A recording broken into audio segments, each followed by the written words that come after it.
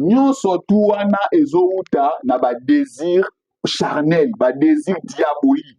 Batu o basala yango eza batu oyo baza conduit par l'onction satanique. Non pas batu baza conduit par l'onction. Mais likambo ngo pesa lokwa likambo ya sor momo mobali na mobali pona etina nini? Mais c'est parce que c'est diabolique.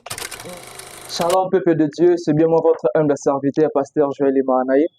Et sur votre chaîne PJMA TV, la chaîne de confiance, toujours dans votre émission à la découverte. Aujourd'hui, on a reçu pour vous un homme de Dieu, un homme mandaté, choisi par Dieu. Bonjour, révérend Placide. Bonjour, le pasteur Joël Emanaï. Comment vous allez? Ouais, je vais bien par la grâce de Dieu. Amoyo, santé déjà, donc, Talissa, grâce Wana. Dieu fait grâce. Vraiment. Autrefois, on était avec vous ici.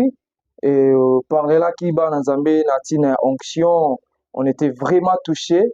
Aujourd'hui, message ni o memeliba dans Zambé pour que bas aller kupambwa.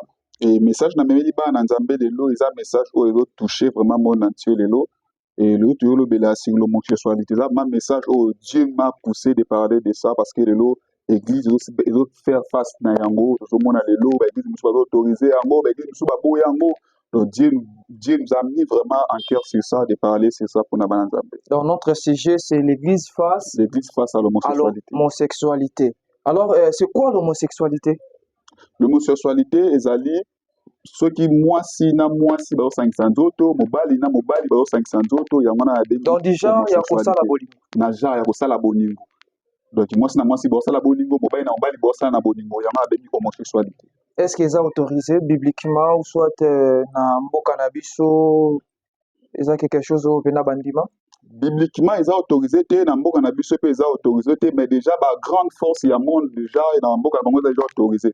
De local mboka déjà ba grande force déjà autorisé ekoki ekozala loka makasi pe te ba mboka na biso ba autorisé yango parce que bato ebindeki makambo etambola maka.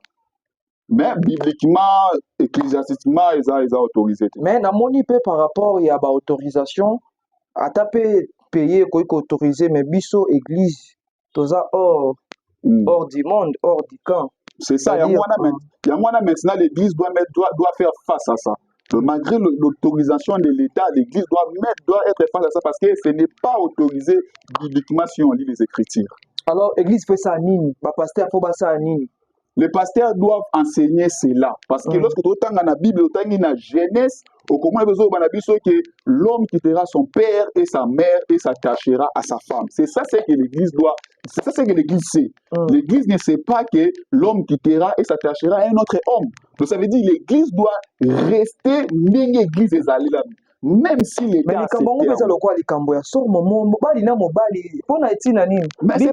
c'est parce que c'est diabolique. C'est parce que c'est diabolique. Il y a autant na Romain pour comprendre réellement que c'est diabolique. Sur Romain 1er, les versets 25, et qui ont changé la vérité de Dieu en mensonge, et qui ont adoré et servi la créature au lieu du créateur, et qui ont béni éternellement. Amen. C'est pourquoi Dieu les a livrés à des passions enflammées, car leurs femmes ont changé les usages naturels à celui qui est contre-naturel. Et de même, les hommes ont abandonné l'usage naturel de la femme, se sont enflammés dans leurs désirs les unes pour les autres, commettent homme avec homme des choses enflammées et reçoivent à eux-mêmes les salaires qui méritent leur égarement. Qui ont changé la vérité de Dieu en mensonge. C'est quoi la vérité de Dieu? L'Église doit maintenir la vérité de Dieu qui est l'homme qui quittera son père et sa mère et s'attachera à sa femme.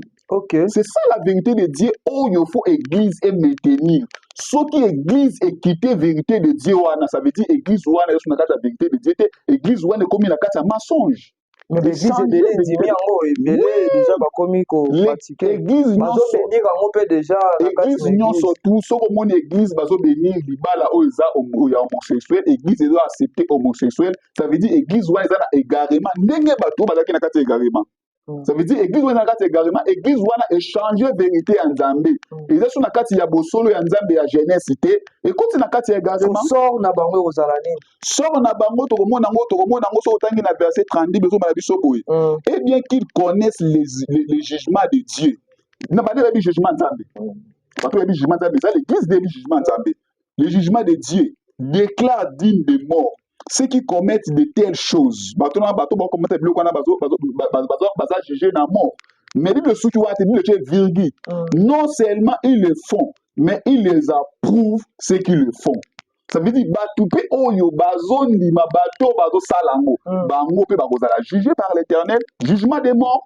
À part wana pe na nzela wana eza pe misusu pe bakosala ngo bosangani na baniama makambo ebele nyonso tu wana ezouta na badésir charnel badésir diabolique bato oyo basalaka ngo eza bato oyo baza conduit par l'onction satanique non pas bato baza conduit par l'onction divine.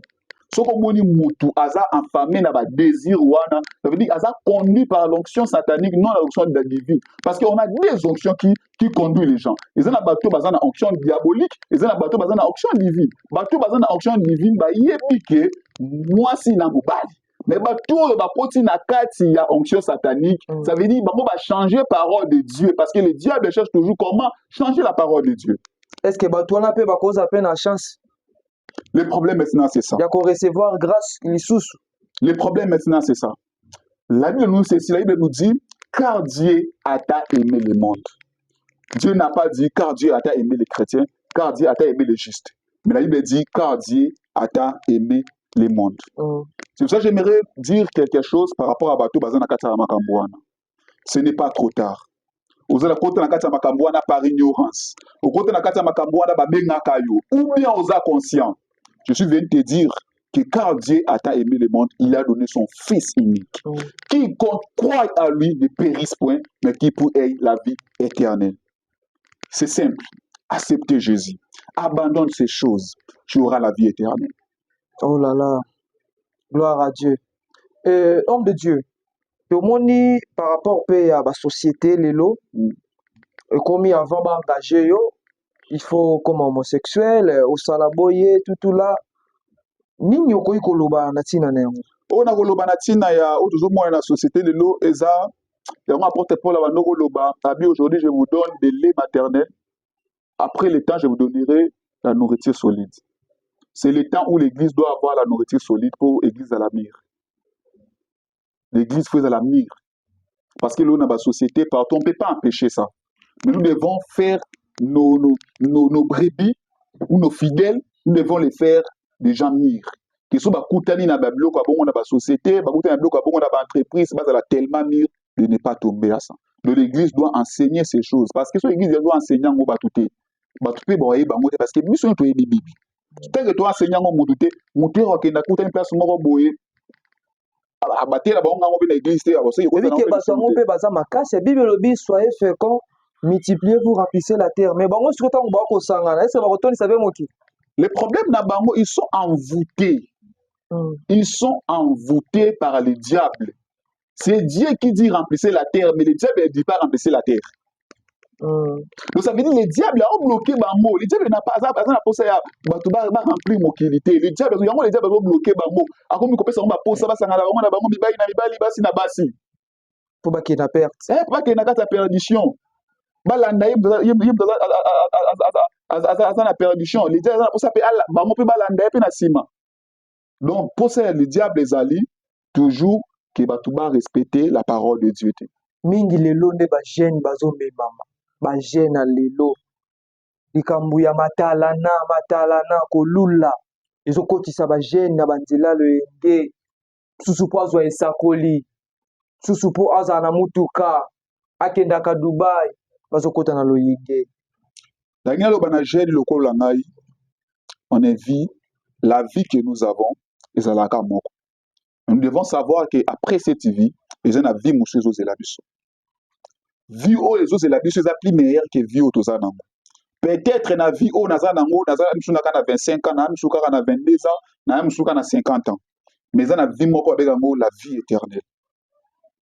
éternelle nakozwa yango par rapport ya vie oyo nazomene lelo tu es jeune ozoyoka ngai vie oyo ozomene lelo ekoki ozala mokuse ekoki ozala ebele ekoki ozala nde nzambe alingi ozala mais na présente oyo Yesu na mokolo lelo tikama makambo wana landa Yesu pour recevoir vie oyo ozala plus meilleure que vie ozomene via matalana, via homosexualité pour iPhone. Tout ça là, liboso na iPhone 7, le iPhone 7 est sur la 6. Tout ça na iPhone 8, iPhone 8 est sur la 6. Tout ça na iPhone 9, iPhone 9 est sur la 6. iPhone 10, le lot aussi la 6. iPhone 11, le lot na iPhone 16. Ba ebele basala ka makambo wana pour iPhone 7 parce que ça na 6. Akonte na kati ya molili kola iPhone 7 o lelo successive. Yo pelo kozo luka lelo yeba ke na 2026 27 et aussi la 6. Mais la vie éternelle est si la kate. C'est pour cela la Bible nous dit racheter le temps. Le temps est là aux présenter au Yesu. Te présenter au ndimela Yesu o tika makambo wana nyonso to ena nzela Yesu. Merci beaucoup, c'était notre révérend pasteur Placide Balondi. Il nous a parlé sur l'église face à l'homosexualité. Après si biso ba jeune, après si ba tout conseil, to ba neni ya ko vivre pour que Nzambe a pambola biso. Révérend numéro de téléphone, contact, pena dernier mot pour que to clôturer. Numéro de téléphone nanga ezali 085 16 26 422. Okozala na problème na kati oza na kati ya situation ya makambo toti kolobela awa. Aujourd'hui, vous contactez nga, tozawana, tokoedo na prière, on va prier avec toi. Nzamba ebosa na grâce aux ala détacher na kati ya makambo wana. Merci na balandi nyonso ya chaîne na biso to message toujours kolanda PJMA TV o ezali la chaîne de confiance. Tokutani à la prochaine. Bye bye. Bye. Que Dieu vous bénisse. PJMA TV, la chaîne de confiance.